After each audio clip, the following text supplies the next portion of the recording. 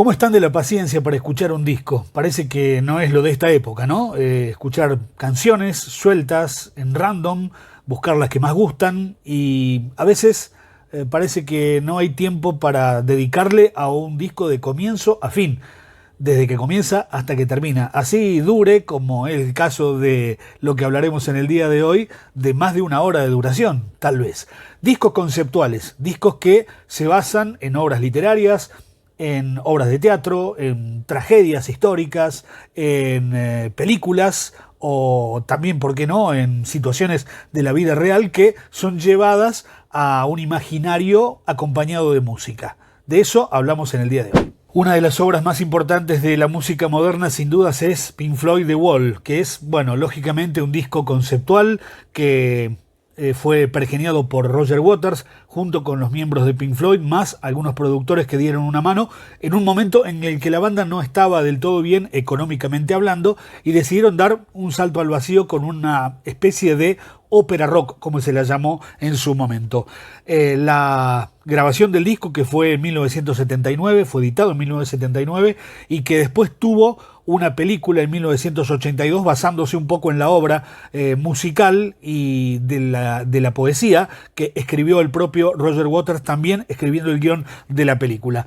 Es la historia de un músico, de una estrella pop, si se quiere, o rock, que, bueno, está perseguida por fantasmas de su pasado, de lo que tiene que ver con la historia de su vida, por qué no la de sus padres, por qué no hablar sobre el papel, el rol que juega el artista, cómo trabaja la cabeza de un artista cuando siente ciertas presiones, el peso, como digo, de su historia personal, el peso de la guerra, las consecuencias que trae la guerra, cualquiera haya sido en el seno de una familia, por ejemplo, ¿no? Y demás cuestiones que tienen que ver con la vida social de la Inglaterra, o por qué no, universal, de esa época de la vida moderna. Pink Floyd The Wall, un verdadero clásico.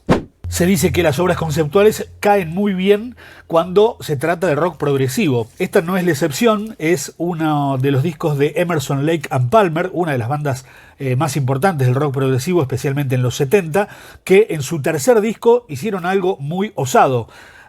Hacer la presentación del disco en vivo, un disco que era totalmente nuevo, y grabarlo por otra parte. Y además se aventuraron a adaptar una obra de música clásica del compositor ruso Mussorgsky que se llama Cuadros en una exposición. Y así se llamó la obra y el disco, que justamente si uno toma distancia y trata de abstraerse de lo que está escuchando, pareciera que se está paseando por un museo mirando distintas obras de distintas características, ¿por qué no?, de arte ruso. Bueno, más o menos de eso se trata la adaptación que hicieron los músicos para esta obra realmente muy redonda y que además no parece grabada en vivo de la manera en que está llevada a cabo.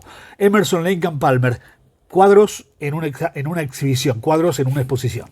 Y si hablamos de obras conceptuales, otro de los artistas dentro del rock progresivo, del mundo del rock progresivo, pero también con unos ribetes de pop, fue el muy celebrado Alan Parsons, con su banda Alan Parsons Project, con su colega Eric Wolfson, deciden lanzar su primer disco, después de haber sido Alan Parsons productor de Pink Floyd, El lado oscuro de la luna. Bueno, lanza su proyecto solista y lo hace ni más ni menos que con un disco conceptual basándose en cuentos de Edgar Allan Poe, La casa de Usher y varios más. El Cuervo están aquí representados en forma de canción, en forma de bases de poesía de Edgar Allan Poe y por supuesto música creada por el propio Alan Parsons. Es una obra muy osada, una obra muy aventurada, pero que tiene realmente mucha creatividad y que incluye algunas canciones que son memorables hasta el día de hoy. Se lanzó simultáneamente en Estados Unidos y en Inglaterra con algunos meses de diferencia. Esta fue la tapa original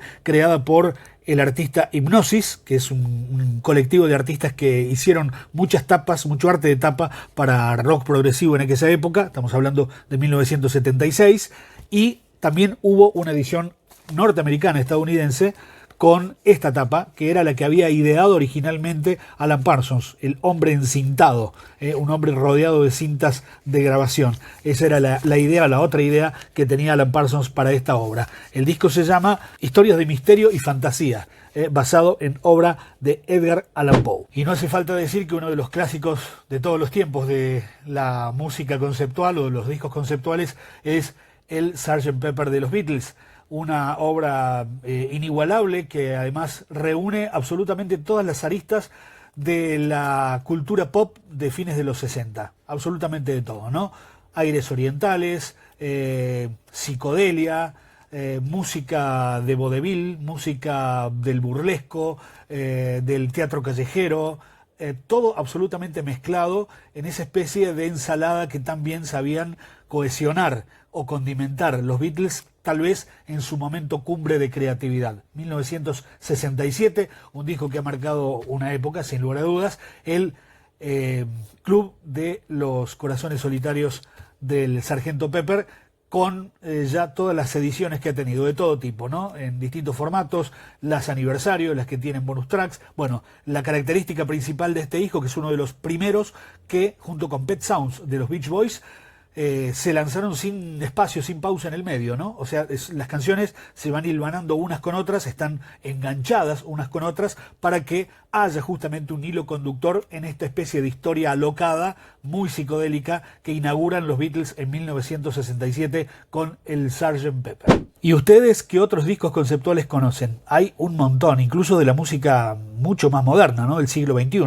Hay muchos discos que se pueden considerar discos conceptuales por el tratamiento que le dan al contenido y porque buscan justamente esa fidelidad del oyente, ¿no? Tratar de estar una hora y media, 1 hora 45, escuchando de qué se trata la obra de manera completa, como si uno estuviera viendo una película o estuviera leyendo un libro. De eso se trata las obras conceptuales en la música. Bueno, cuéntenos ahí debajo en los comentarios cuáles se les ocurren a ustedes. Aquí quedaron un montón afuera. Por cuestiones de tiempo elegimos solo 4. Como siempre, todo el contenido lo encuentran en otro.ar. Nos vemos muy pronto.